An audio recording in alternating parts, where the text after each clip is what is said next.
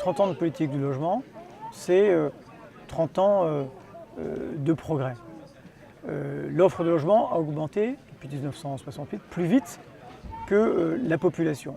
Mais pour autant, il reste un certain nombre de grands enjeux, qui sont des enjeux d'aménagement du territoire, des enjeux de mixité sociale, des enjeux environnementaux, des enjeux de politique environnementale dans toutes ces dimensions. Oui, on a besoin de continuer d'aider le logement parce que le marché n'est pas capable de répondre correctement à la demande. Il est chroniquement déficitaire, on ne peut pas laisser au marché le sort des classes moyennes et des classes populaires. C'est le sens de la politique du logement et en particulier du logement social.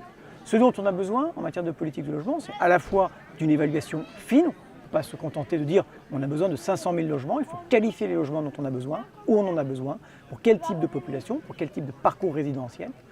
Et on a besoin donc d'adapter ces outils. Mais on a besoin de stabilité, de confiance pour que le logement continue de se développer. C'est ce qui était advenu dans les 3 dernières années.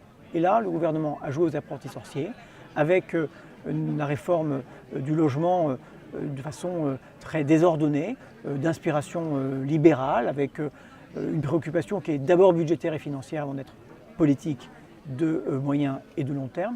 Et on voit les chiffres sont aujourd'hui très mauvais. On a besoin de continuer d'aider le logement en France.